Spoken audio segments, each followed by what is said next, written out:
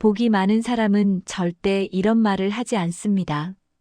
우리 주변을 보면 유독 복이 많아 보이는 사람들이 있습니다. 같은 환경에서 시작했는데도 어떤 사람은 좋은 기회를 계속 만나고 좋은 사람들을 만나며 삶이 순조롭게 흘러갑니다. 반면 어떤 사람은 아무리 노력해도 일이 꼬이고 운이 따라주지 않는 것처럼 보입니다. 많은 사람들이 이를 단순히 운이라고 생각하지만 사실 복이 많은 사람들에게는 공통점이 있습니다. 바로 그들이 절대 하지 않는 말, 절대 하지 않는 행동이 있다는 것입니다. 오늘은 복이 많은 사람들이 절대 하지 않는 말들에 대해 이야기해 보겠습니다. 1. 나는 운이 없어. 부정적 자기암시. 복이 많은 사람들은 절대 자신을 불운하다고 말하지 않습니다.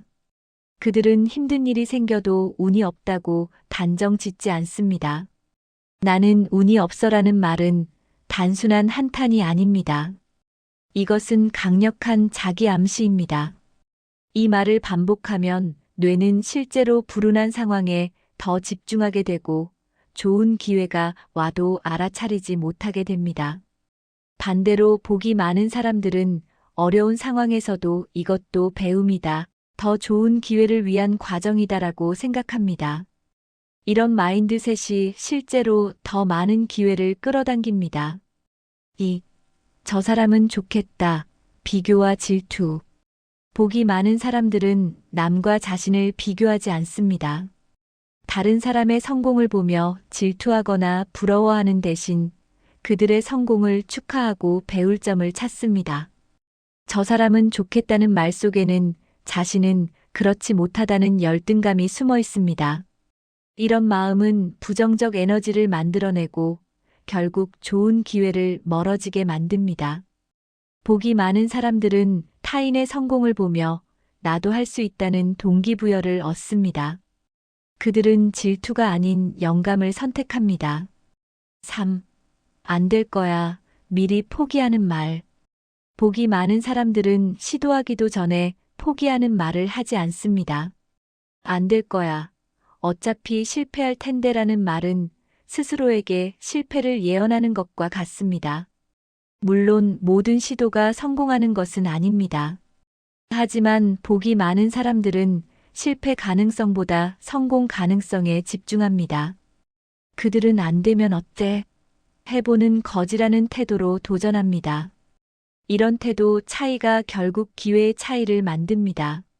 시도조차 하지 않는 사람에게는 성공할 기회가 0%이지만 도전하는 사람에게는 항상 가능성이 열려 있습니다. 4. 내 탓이 아니야. 책임 회피. 복이 많은 사람들은 문제가 생겼을 때 남 탓을 하지 않습니다. 환경 탓, 타인 탓, 운 탓을 하는 대신 자신이 개선할 수 있는 부분을 찾습니다. 내 탓이 아니야라는 말은 순간적으로는 마음을 편하게 해줄 수 있지만 장기적으로는 성장을 막습니다.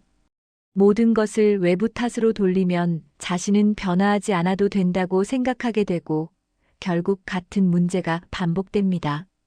복이 많은 사람들은 불편하더라도 자신의 책임을 인정합니다. 내가 어떻게 더 잘할 수 있었을까? 를 고민하고 그 과정에서 성장합니다. 5. 그냥 그렇게 살지 뭐. 체념과 무기력. 복이 많은 사람들은 현재에 안주하지 않습니다. 그냥 그렇게 살지 뭐, 이 정도면 됐지라며 체념하지 않습니다. 이런 말은 더 나은 삶을 향한 의지를 꺾어버립니다. 현재가 불편해도 변화를 포기하고 더 좋은 기회가 와도 붙잡으려 하지 않게 됩니다. 복이 많은 사람들은 항상 성장을 추구합니다. 만족하면서도 더 나은 방향을 찾고 현재에 감사하면서도 미래를 준비합니다. 이런 균형 잡힌 태도가 지속적인 발전을 만들어냅니다. 6. 돈이 없어서 못해. 핑계와 변명. 복이 많은 사람들은 자원 부족을 핑계로 삼지 않습니다. 돈이 없으면 돈 없이 할 수 있는 방법을 찾고 시간이 없으면 시간을 만들어냅니다. 돈이 없어서 못해라는 말 뒤에는 안 하고 싶어라는 진짜 마음이 숨어 있을 때가 많습니다. 정말 하고 싶은 일이라면 방법을 찾게 되어 있습니다. 복이 많은 사람들은 제약을 인정하되 그것을 극복할 창의적인 방법을 찾습니다. 부족함을 핑계가 아닌 도전으로 받아들입니다. 7. 다 소용없어 허무주의와 냉소. 복이 많은 사람들은 냉소적이지 않습니다. 다 소용없어 세상이 원래 그래라며 모든 것을 부정하지 않습니다. 이런 허무주의는 행동을 막습니다. 어차피 소용없다고 생각하면 노력할 이유가 없어지고 결국 아무것도 변하지 않습니다. 그리고 그것이 다시 역시 소용없었어라는 확인으로 이어집니다.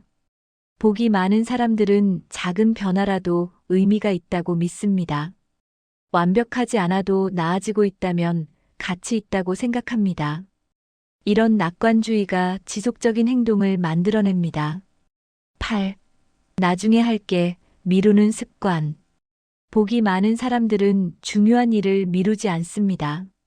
나중에 할게, 언젠가는 하겠지라는 말은 결국 안 한다와 같은 의미입니다. 기회는 기다려주지 않습니다. 완벽한 타이밍은 오지 않습니다. 복이 많은 사람들은 지금 할 수 있는 작은 것이라도 시작합니다. 완벽하게 준비되면 시작하겠다는 생각은 영원히 시작하지 못하게 만듭니다. 복이 많은 사람들은 준비되지 않았어도 일단 시작하고 하면서 배웁니다. 9. 이게 다 누구 때문이야? 원망과 분노. 복이 많은 사람들은 누군가를 원망하며 시간을 보내지 않습니다. 과거의 상처나 누군가의 잘못에 집착하지 않습니다. 원망은 독과 같습니다. 상대방에게는 아무 영향을 주지 못하면서 자신만 병들게 합니다. 분노와 원망에 사로잡히면 현재의 기회를 놓치고 미래를 망칩니다. 복이 많은 사람들은 용서합니다. 상대방을 위해서가 아니라 자신을 위해서 놓아줍니다. 과거에 묶이지 않고 앞으로 나아갑니다. 10. 나는 안 돼, 자기 비하. 복이 많은 사람들은 스스로를 낮추지 않습니다. 나는 안 돼, 나는 능력이 없어라며 자기 비하하지 않습니다. 겸손과 자기 비하는 다릅니다. 겸손은 자신의 한계를 인정하면서도 성장 가능성을 믿는 것이고 자기 비하는 자신을 완전히 부정하는 것입니다. 복이 많은 사람들은 자신의 가치를 알고 있습니다. 완벽하지 않아도 충분히 가치 있는 사람이라는 것을 알고 그 가치를 키워나갑니다. 결론. 말이 운을 만든다. 복이 많은 사람들이 절대 하지 않는 말들을 살펴봤습니다. 이 말들의 공통점은 무엇일까요? 바로 부정적 에너지를 만들어낸다는 것입니다. 우리가 하는 말은 단순히 사라지지 않습니다. 말은 생각이 되고 생각은 행동이 되며 행동은 습관이 되고 습관은 운명이 됩니다. 오늘부터 당신의 말을 바꿔보세요. 나는 운이 없어. 대신 좋은 일이 생길 거야. 안 될 거야. 대신 해볼 만해. 내 탓이 아니야. 대신 내가 개선할 점은 뭘까? 말을 바꾸면 생각이 바뀌고 생각이 바뀌면 행동이 바뀌며 행동이 바뀌면 운도 바뀝니다. 복은 하늘에서 떨어지는 것이 아니라 당신의 말과 생각과 행동이 만들어내는 것입니다. 안녕하세요. 오늘은 불교에서 말하는 감사의 힘에 대해 이야기해 보려고 합니다. 여러분은 오늘 하루 동안 몇 번이나 감사하다고 느끼셨나요? 아침에 눈을 떴을 때, 따뜻한 밥을 먹을 때, 사랑하는 사람과 대화할 때. 사실 우리 주변에는 감사할 일이 넘쳐납니다. 하지만 현대인들은 감사보다 불평불만으로 가득 찬 하루를 보냅니다. 부처님은 이렇게 말씀하셨습니다. 감사하는 마음이 모든 복의 근원이다. 왜 그럴까요? 불교에서는 감사를 단순한 예의나 습관이 아닌 깨달음으로 가는 첫걸음으로 봅니다. 감사는 우리가 가진 것을 알아보는 능력이고 현재 순간을 있는 그대로 받아들이는 지혜입니다. 경전에는 이런 이야기가 있습니다. 한 가난한 농부가 부처님을 찾아와 말했습니다. 저는 가진 것이 아무것도 없습니다. 감사할 것이 무엇이 있겠습니까? 부처님은 웃으며 대답하셨습니다. 그대는 두 눈으로 세상을 볼 수 있고 두 귀로 소리를 들을 수 있으며 두 다리로 걸을 수 있지 않은가? 이것이 얼마나 큰 복인지 아는가? 그 말을 들은 농부는 깨달았습니다. 자신이 당연하게 여겼던 것들이 사실은 엄청난 복이었다는 것을. 그날부터 농부는 매일 아침 눈을 뜨면 오늘도 살아있음에 감사합니다라고 말하며 하루를 시작했습니다. 신기하게도 농부의 삶이 변하기 시작했습니다. 농사가 잘 되고 이웃들과의 관계가 좋아지고 마음의 평화가 찾아왔습니다. 이것이 감사의 힘입니다. 감사는 우리의 시선을 바꿉니다. 없는 것에 집중하던 마음이 있는 것으로 향하게 됩니다. 그리고 있는 것에 집중하면 더 많은 것이 우리에게 찾아옵니다. 첫 번째 지혜 작은 것에 감사하라. 부처님은 제자들에게 항상 작은 것에 감사하는 자가 큰 복을 받는다고 가르치셨습니다. 우리는 큰 것만 바라보며 살아갑니다. 큰 집, 좋은 차, 높은 지위. 하지만 진짜 행복은 작은 것에서 옵니다. 아침에 마시는 따뜻한 차 한 잔, 창밖으로 보이는 햇살, 길에서 마주친 미소. 이런 작은 것들에 감사할 수 있는 사람은 이미 부자입니다. 왜냐하면 감사는 마음의 풍요이기 때문입니다. 경전에는 이런 구절이 있습니다. 1000개의 촛불을 밝히는 것보다 1개의 촛불에 감사하는 것이 더 큰 공덕이다. 많은 것을 갖는 것보다 가진 것에 감사하는 것이 더 중요하다는 뜻입니다. 오늘부터 실천해 보세요. 아침에 일어나서 눈을 뜬 순간 살아있음에 감사합니다라고 말해보세요. 밥을 먹을 때 이 음식에 감사합니다라고 생각해 보세요. 작은 감사가 모이면 큰 복이 됩니다. 두 번째 지혜 어려움에도 감사를 찾아라. 이 말을 들으면 많은 분들이 의아해합니다. 어려운 상황에 어떻게 감사할 수 있나요? 하지만 부처님은 오히려 고난이야말로 가장 감사해야 할 스승이다라고 말씀하셨습니다. 왜 그럴까요? 고난은 우리를 성장시킵니다. 아무 문제 없이 편안하게만 살면 우리는 발전하지 못합니다. 어려움이 있을 때 우리는 강해지고 지혜로워지고 겸손해집니다. 한 승려가 큰 병에 걸렸습니다. 사람들은 안타까워했지만 그 승려는 오히려 감사했습니다. 이 병 덕분에 건강의 소중함을 알게 되었고 다른 사람의 고통을 이해하게 되었으며 죽음을 준비할 기회를 얻었습니다. 그의 말을 들은 사람들은 깊은 감동을 받았습니다. 어려움을 만났을 때 이렇게 자문해 보세요. 이 상황이 내게 무엇을 가르쳐 주려는가? 그 답을 찾으면 어려움조차 감사의 대상이 됩니다. 세 번째 지혜 타인에게 감사하라. 부처님은 모든 존재는 서로 연결되어 있다고 말씀하셨습니다. 우리가 오늘 먹는 밥 한 그릇에는 농부의 땀, 운전사의 수고, 요리사의 정성이 담겨 있습니다. 우리는 혼자 사는 것이 아닙니다. 타인에게 감사하는 마음은 우리를 겸손하게 만듭니다. 나 혼자 잘나서 여기까지 왔다고 생각하는 순간 교만이 생깁니다. 하지만 많은 분들의 도움으로 여기까지 왔다고 생각하면 겸손과 감사가 생깁니다. 오늘부터 실천해 보세요. 가족에게, 동료에게, 심지어 길에서 스쳐 지나가는 사람에게도 마음속으로 감사합니다라고 말해보세요. 그 감사의 파동이 다시 여러분에게 돌아올 것입니다. 네 번째 지혜 감사 일기를 쓰라. 불교에서는 수행의 하나로 일기 쓰기를 권장합니다. 특히 감사 일기는 강력한 수행 도구입니다.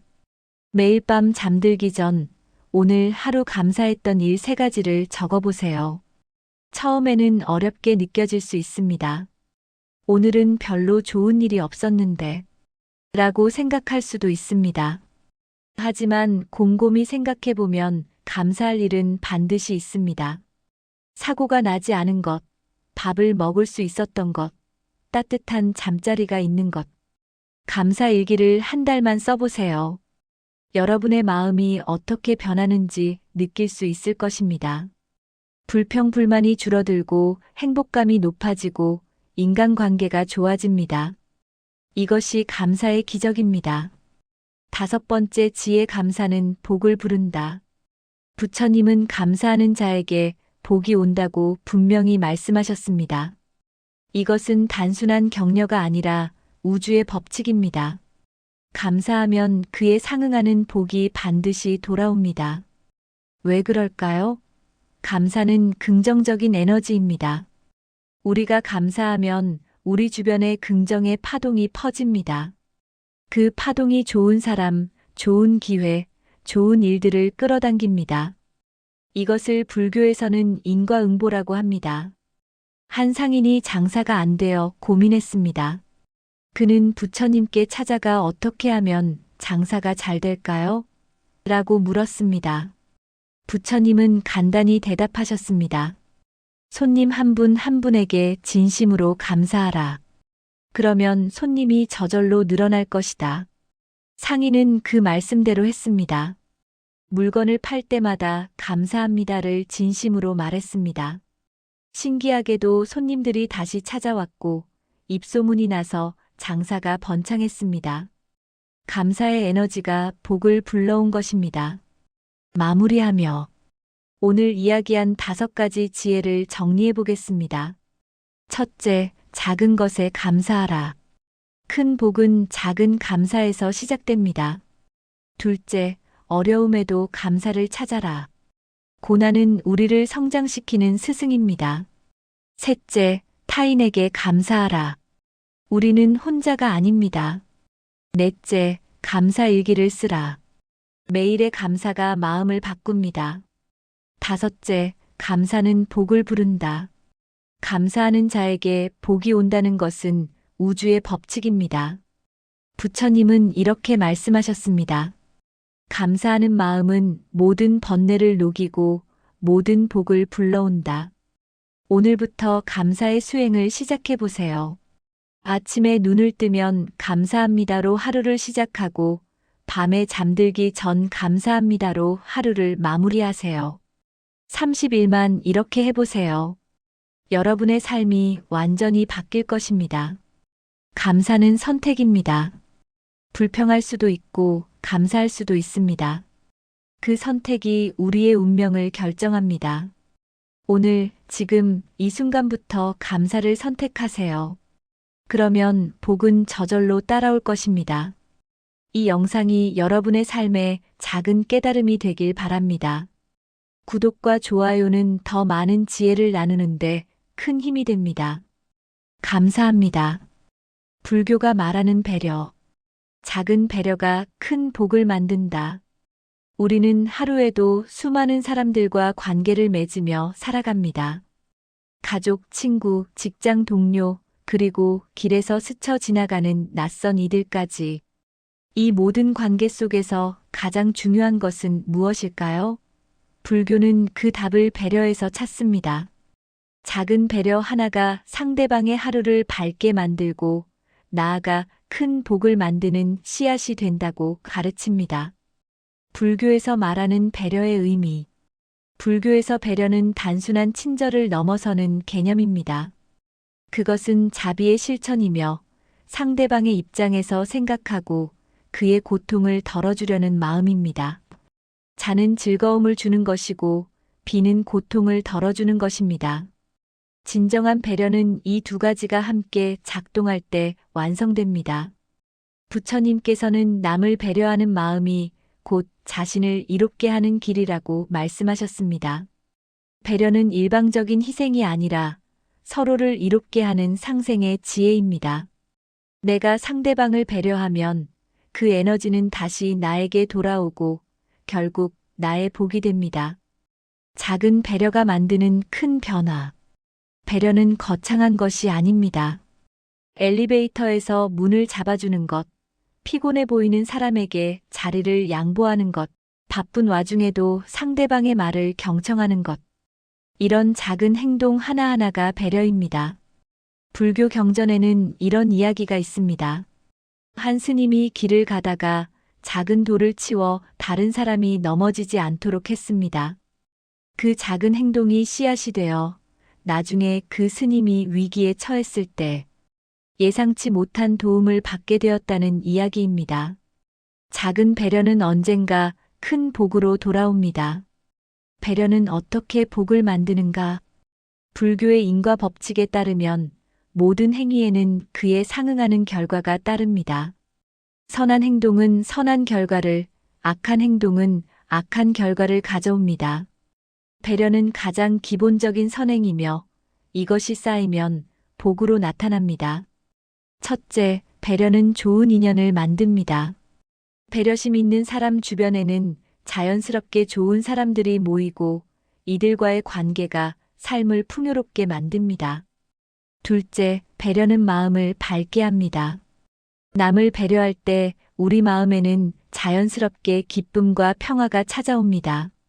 셋째, 배려는 공덕을 쌓습니다. 불교에서는 이를 복전이라 하여 복을 심는 밭이라고 표현합니다. 일상에서 실천하는 배려의 방법. 그렇다면 우리는 어떻게 배려를 실천할 수 있을까요? 불교는 구체적인 방법을 제시합니다. 첫째, 말에서의 배려입니다. 불교의 애언은 상대방을 존중하고 사랑하는 마음으로 말하는 것입니다. 거친 말 대신 부드러운 말을, 비난 대신 격려를 건네보세요. 한마디 말이 상대방의 하루를 바꿀 수 있습니다. 둘째, 행동에서의 배려입니다. 상대방이 무엇을 필요로 하는지 관찰하고 먼저 손을 내밀어 보세요. 무거운 짐을 들어주거나 문을 열어주거나 따뜻한 차 한 잔을 건네는 작은 행동이 큰 감동을 줍니다. 셋째, 마음에서의 배려입니다. 가장 중요한 것은 진심입니다. 형식적인 배려가 아니라 진정으로 상대방을 생각하는 마음이 담겨야 합니다. 그 마음은 상대방에게 고스란히 전해집니다. 배려받지 못할 때의 지혜. 때로는 내가 배려해도 상대방이 알아주지 않거나 오히려 배려받지 못하는 상황이 생길 수 있습니다. 이럴 때 불교는 어떻게 말할까요?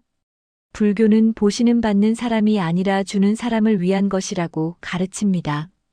배려도 마찬가지입니다. 내가 배려하는 행위 자체가 나의 마음을 닦는 수행이며 복을 짓는 일입니다. 상대방의 반응에 집착하지 않고 순수한 마음으로 배려할 때 진정한 의미가 있습니다. 또한 배려받지 못하는 상황도 수행의 기회로 삼을 수 있습니다. 인내심을 기르고 집착을 내려놓으며 더 큰 자비심을 키울 수 있는 순간입니다. 배려가 만드는 아름다운 세상. 만약 모든 사람이 작은 배려를 실천한다면 세상은 어떻게 바뀔까요? 불교는 이를 정토, 즉 깨끗한 땅이라고 표현합니다. 모두가 서로를 배려하고 존중하는 세상, 그곳이 바로 우리가 만들어갈 수 있는 극락입니다. 배려는 거창한 것이 아닙니다. 오늘 당신이 건넨 미소 한 번, 따뜻한 말 한마디, 작은 친절 하나가 모여 세상을 밝게 만듭니다. 그리고 그것이 다시 당신에게 복으로 돌아옵니다. 부처님께서는 1000개의 별보다 하나의 등불이 더 밝다고 하셨습니다. 작은 배려 하나가 어둠을 밝히는 등불이 될 수 있습니다. 오늘부터 작은 배려를 실천해 보세요. 그 작은 씨앗이 언젠가 큰 복의 나무로 자라날 것입니다. 불교가 말하는 베푸. 주는 만큼 받는다. 베푸, 즉 보시는 불교 수행의 가장 기본이 되는 실천 덕목입니다. 부처님께서는 주는 만큼 받는다고 하시며 베풀매 법칙을 가르치셨습니다. 베풀문 단순히 물질을 나누는 것을 넘어서 우리의 집착과 탐욕을 내려놓고 자비심을 키우는 수행법입니다. 오늘은 불교가 말하는 베풀매 진정한 의미와 그것이 우리 삶에 미치는 놀라운 영향에 대해 알아보겠습니다. 보시란 무엇인가? 보시는 산스크리트어 다나디나를 번역한 말로 베품 또는 나눔을 의미합니다. 불교에서는 보시를 육바라밀의 첫 번째로 삼을 만큼 중요하게 여깁니다. 보시는 단순한 자선이 아니라 집착을 끊고 자비심을 실천하는 수행입니다. 부처님께서는 보시는 복의 씨앗이라고 하셨습니다. 베푼만큼 받게 되는 것은 우주의 법칙이며 이것을 인과응보라고 합니다. 내가 선한 씨앗을 심으면 반드시 선한 열매를 거두게 됩니다. 불교가 말하는 세 가지 베푸. 불교에서는 보시를 세 가지로 분류합니다. 1. 제시. 물질적 베풀입니다. 돈, 음식, 옷, 필요한 물건 등을 나누는 것입니다. 가장 기본적인 베풀미지만 집착을 내려놓는 연습이 됩니다. 2. 법시. 진리의 베풀입니다. 부처님의 가르침을 전하고 지혜를 나누고 올바른 길을 안내하는 것입니다. 가장 큰 베풀무로 여겨집니다. 3. 무해시. 두려움 없음의 베풀입니다. 어려움에 처한 사람을 위로하고 불안한 마음을 안정시키고 용기를 주는 것입니다. 따뜻한 말 한마디, 진심 어린 위로가 무해시입니다. 왜 베풀어야 하는가? 불교에서 베풀음을 강조하는 이유는 여러 가지입니다. 첫째, 베풀음은 집착을 끊는 수행입니다. 우리는 소유하고 싶어하고 쌓아두고 싶어합니다. 하지만 베풀음을 통해 내 것이라는 집착에서 벗어날 수 있습니다. 베풀 때 우리는 자유로워집니다.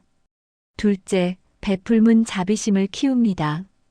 다른 사람의 고통을 보고 마음이 움직여 베풀 때 우리 안에 자비심이 자랍니다. 자비심은 깨달음으로 가는 길의 핵심입니다. 셋째, 베풀음은 복을 짓는 행위입니다. 부처님께서는 보시는 복전에 씨를 뿌리는 것이라고 하셨습니다. 베푼만큼 언젠가 나에게 돌아옵니다. 넷째, 베풀음은 연결을 만듭니다. 우리는 혼자 살 수 없습니다. 베풀음을 통해 서로 연결되고 함께 살아가는 공동체를 만들 수 있습니다.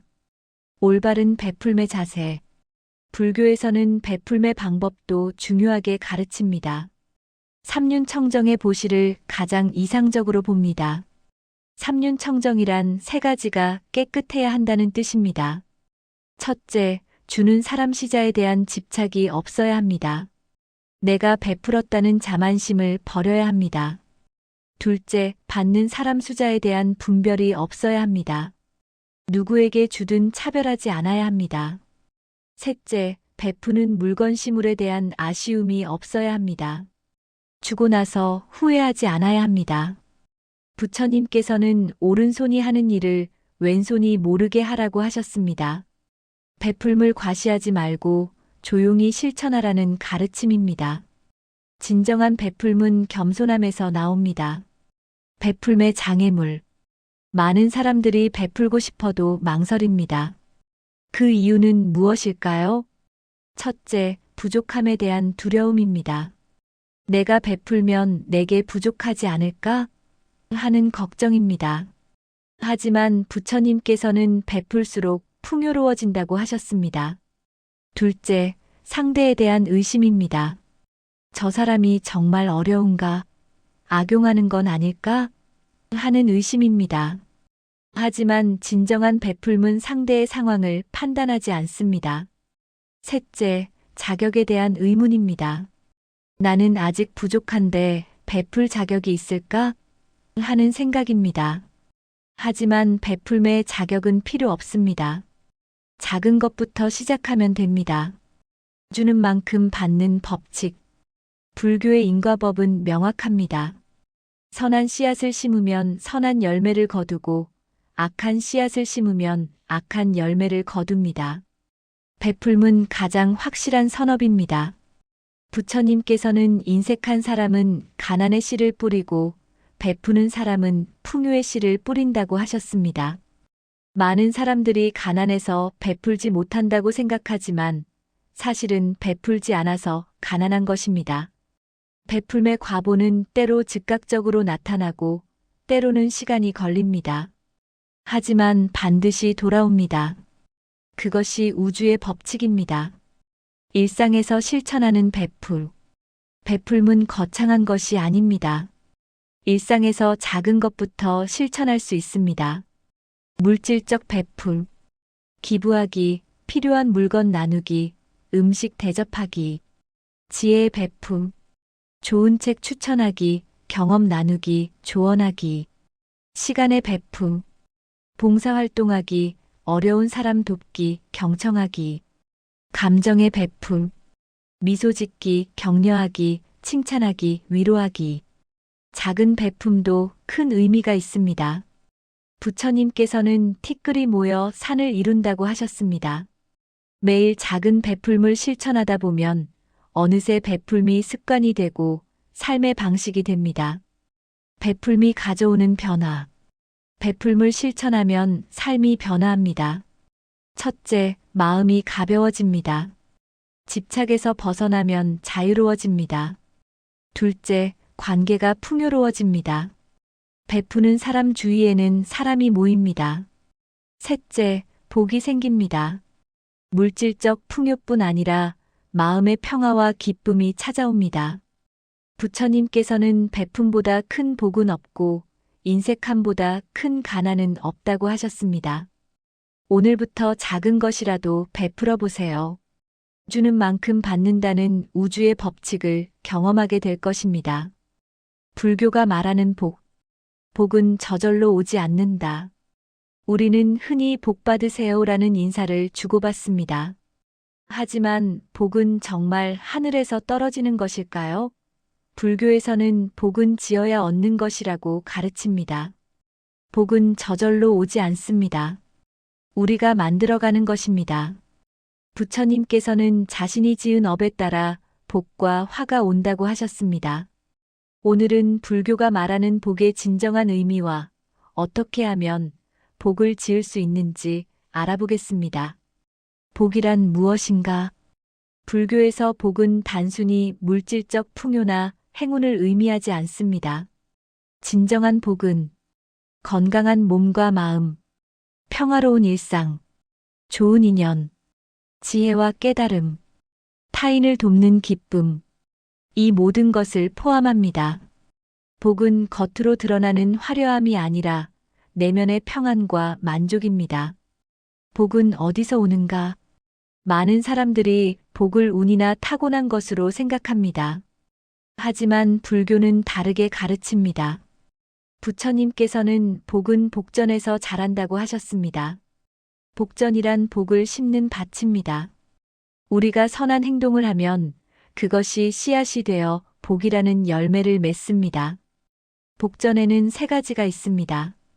은전 부모님, 스승님처럼 은혜를 입은 분들을 섬기는 것. 경전 부처님, 스님 등 존경할 만한 분들을 공경하는 것. 비전 어려운 사람들을 돕고 자비를 베푸는 것. 이 세 가지 밭에 정성껏 씨를 뿌리면 복이 자라납니다. 복을 짓는 구체적인 방법. 그렇다면 어떻게 복을 지을 수 있을까요? 불교에서 가르치는 방법들을 살펴봅시다. 1. 보시. 나누는 마음. 보시는 가진 것을 나누는 것입니다. 돈뿐 아니라 시간, 재능, 미소까지 모두 보시가 될 수 있습니다. 재물 보시, 어려운 이웃 돕기, 사찰 시주. 법 보시, 좋은 가르침 전하기, 지혜 나누기. 무해 보시, 두려움 없애주기, 위로하기. 작은 보시라도 정성을 다하면 큰 복이 됩니다. 2. 지계. 계율 지키기. 계율을 지키는 것도 복을 짓는 길입니다. 특히 5계를 실천하면 불살생 생명을 해치지 않기, 불투도 주지 않은 것 취하지 않기, 불싸움 음란한 행위하지 않기, 불망어 거짓말하지 않기, 불음주 술 마시지 않기. 계율은 자신과 타인을 지키는 울타리입니다. 3. 효도와 공경. 부처님께서는 부모님을 섬기는 것이 곧 부처님을 섬기는 것이라 하셨습니다. 효도는 가장 큰 복전입니다. 부모님께 따뜻한 말씀 드리기, 건강 챙겨드리기, 시간 내어 함께하기, 마음의 짐 덜어드리기. 4. 좋은 말하기. 말은 복을 만드는 가장 쉬운 방법입니다. 칭찬과 격려의 말, 고마움을 표현하는 말, 위로와 응원의 말, 진실하고 부드러운 말, 반대로 험한 말, 거짓말, 이간질하는 말은 복을 깎아먹습니다. 5.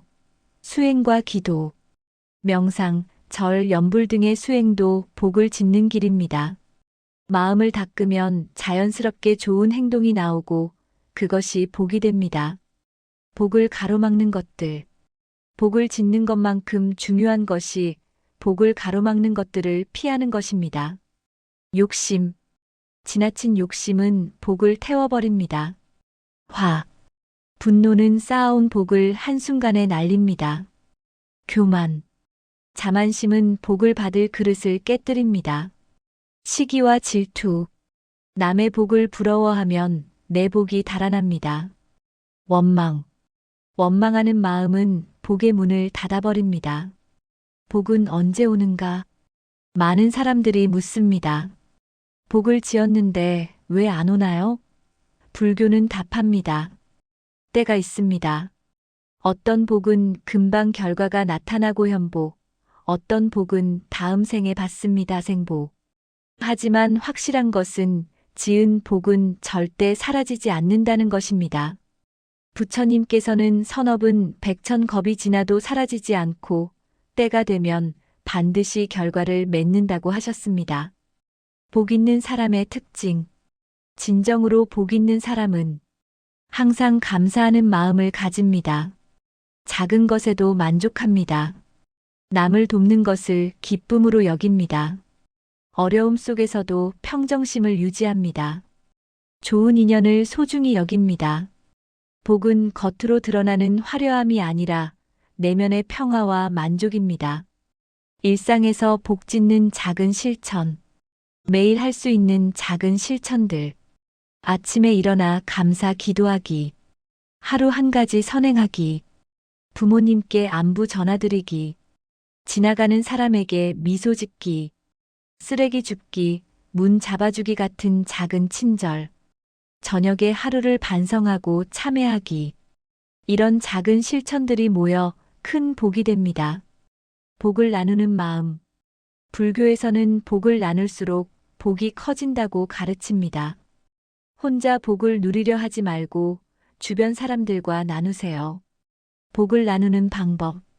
좋은 일이 생기면 감사하며 남을 돕기. 내가 받은 도움을 다른 이에게 전하기. 복 받기를 기도할 때 모두의 복을 함께 빌기. 지금부터 복을 지으세요. 복은 하늘이 주는 선물이 아닙니다. 우리가 매일 짓는 것입니다. 작은 친절, 좋은 말 한마디, 베푸는 마음 하나하나가 모여 복이 됩니다. 부처님께서는 자신이 지은 복은 자신이 받고 자신이 지은 업은 자신이 받는다고 하셨습니다. 오늘 탓하지 말고 지금부터 복을 지으세요. 복은 저절로 오지 않습니다. 하지만 우리가 정성껏 씨를 뿌리면 때가 되면 반드시 풍성한 열매를 맺습니다. 오늘부터 작은 복 짓기를 시작해 보세요. 당신의 인생이 복으로 가득 차기를 기원합니다.